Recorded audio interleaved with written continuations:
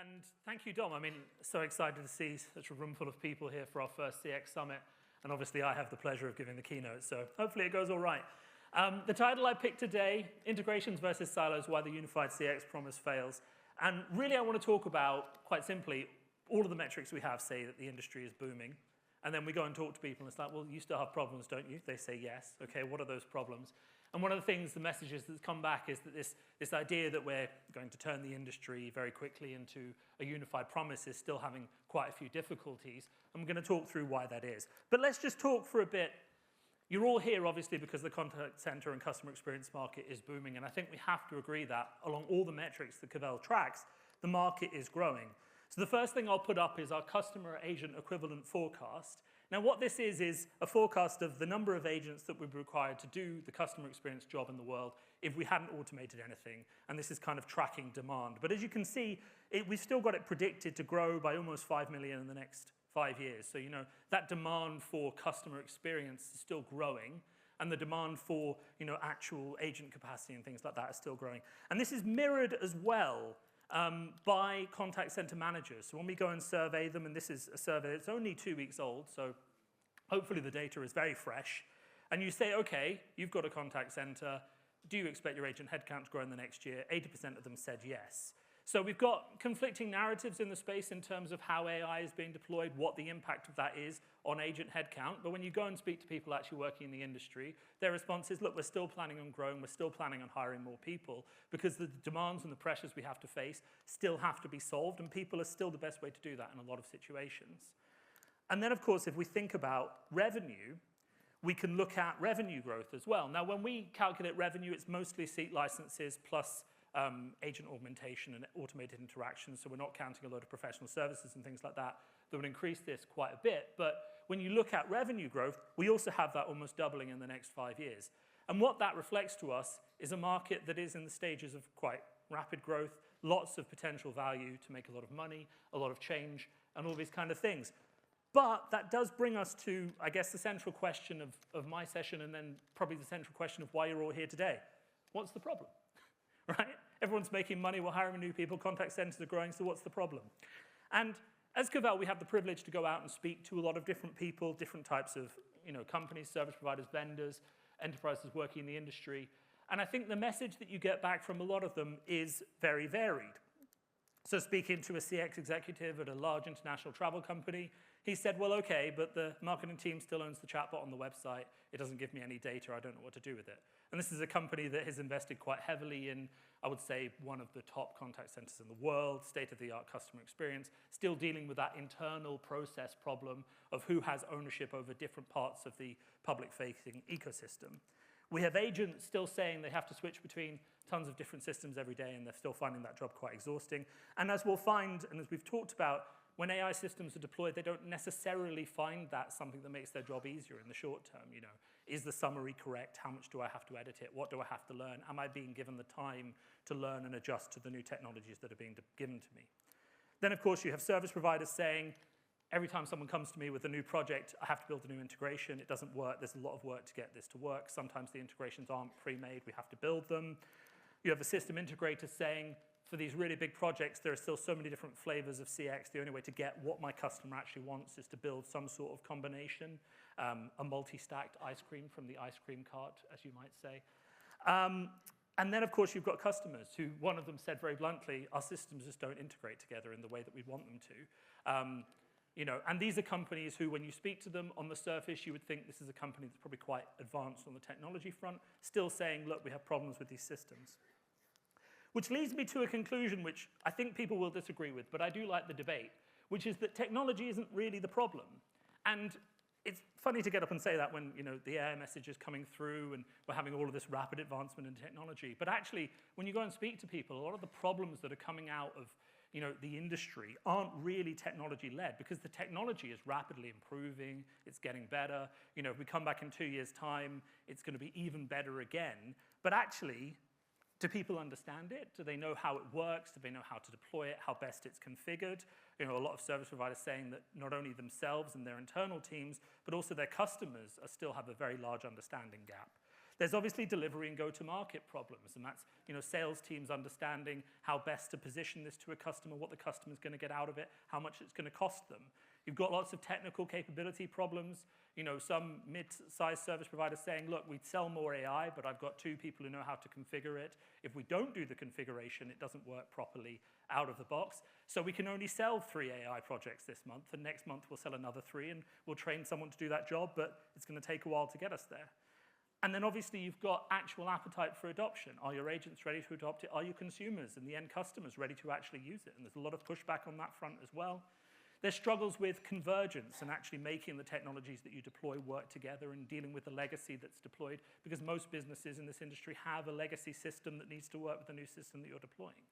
And then you have the big ownership. And I already kind of pointed out that you have the marketing team owning one part of the experience, and you've got the customer experience team and the customer service managers owning a different part. There's a lot of friction in terms of who actually owns the technology. And I've heard from various people that the team for buying contact centers and the people who make the decisions has gone from a reasonably small number to almost 15, 16 people at large companies as the CXO gets involved, the CEO gets involved, the CMO gets involved, and now everyone is making a decision over how to build a piece of customer service and customer experience technology. So Cavell has this lovely image of, we call it the intelligent workplace, but the idea is that the industries that we work in and business communications are coalescing around these 3 things that businesses want to do. They want to communicate, collaborate, and analyze what's going on in their industry. And eventually, we're going to build various technologies around that to do those jobs and integrate them all together. I guess I get in trouble, but I say, OK, that may be where we're going. We're definitely not there yet. And all of these systems still exist in silos in many ways and haven't been integrated properly. And you might say to me, Finbarr, that's a technology problem, but it's a process problem as well. And at that point, I think it's also interesting just to check in on the last technology trend that we were tracking, which is omnichannel. I like to check in on how we're getting on the omnichannel migration and getting all these channels linked up. And again, from that recent survey, we're doing quite well. 42% said, yeah, we can deliver a consistent experience across all of our channels. But then you've got another 42% who said, look, it is a priority, but actually getting it done is still quite difficult. So I think it's important to understand then that trajectory of the market is growing. There's a lot of things on offer and ways to build the industry, but there are still a lot of problems to get us through, in terms of building it, getting it ready, and getting it going. And then I think a big question to turn to is, wasn't AI supposed to fix this? And I think, there is great potential in AI, and there's great potential in the technology, but there is still a lot of work to be done to get it to work. And I think, again, when we go out and talk, and a lot of the people that we surveyed, about half, had already deployed, they had proof of concepts, trials, things in process where they were building AI, and they had some AI capabilities in deployment. But they were all having problems pretty consistently. I mean, the number of people who said we don't have any problems was about 4%. But you can see at the top, even where AI is deployed, data quality and knowledge readiness still needs work. You still have problems with agent resistance, mistrust of the solutions, low adoption rates once you've pushed it out. You still have problems with integrations, legacy, core platforms. You still have problems with cost unpredictability, forecasting ROI, and you still have problems with governance, compliance, and legal concerns. And I will say that the last point is very interesting to me, especially in Europe, because I don't think a week goes by when there isn't a large regulatory or sort of change from a different perspective. I mean, in the last week, we've seen major new models banned by the US from being exported, right? That's a competitive, protectionist opinion, but that could easily be the reality. And in the UK, we have an interesting position where if they're building models in Europe and they're building models in the US and neither of them want to export them anymore, where's the latest UK-grown model? I don't know how it's getting on. But there is always, these global sort of government concerns about AI, and it's very much in the forefront in terms of public legislation. And I have heard of AI projects that have been deployed, have been successful, and then the government has changed their mind on whether or not that was acceptable a few months later. And there was an Italian utilities company that had a really good chatbot deployed, and it was solving customers' problems in really record time. And then the government said, OK, but any time the customer spends speaking to that chatbot is now counted if they then escalate to a person in your mandatory minimum answering times. So they looked at the system and they said, OK, people are having really rambling conversations with AI for about 15 minutes, asking all of their questions about their water supply and their electricity. And then after 15 minutes, they're realizing they need to speak to someone. and suddenly our metrics that the government holds us to are out of the window, right? So you have all these systems as well as governance compliance that kind of are interfering in things. And then, of course, you have the data sovereignty question, which I'm sure we will hear about at length today. All of that being said, and I wanted to balance this between positivity and negativity. The industry is growing, there's lots of challenges, and I think on the AI front as well, it's important to, I think, be positive as well. So those same people who said they're having problems, well, are they actually getting value? And a lot of them confirmed and said, yes, we are actually. Faster resolution times, increased productivity, increased customer satisfaction, better QA, reduced costs, increased self-service containment. So all of those benefits that you think are going to come from AI are also being realized as well. And that kind of puts us where we are in the industry, where AI is improving things, it's building us up, it's making things better, but there are also a lot of concerns with it and practical process-driven things. And this is why I come back to that premise of this talk, which is that I don't think technology is the problem, because where the technology is deployed and it's working for a lot of people. But obviously getting it there is part of the reason we're here today, to talk about how we get it there. And there's one thing I also want to talk about specifically in terms of trajectories of AI. And I want to call out voice specifically, because obviously being Cavell, voice is a big deal for us. But when we think about all of those benefits and where the industry is going, I mean, we see voice as sort of a key pillar of customer experience and of AI.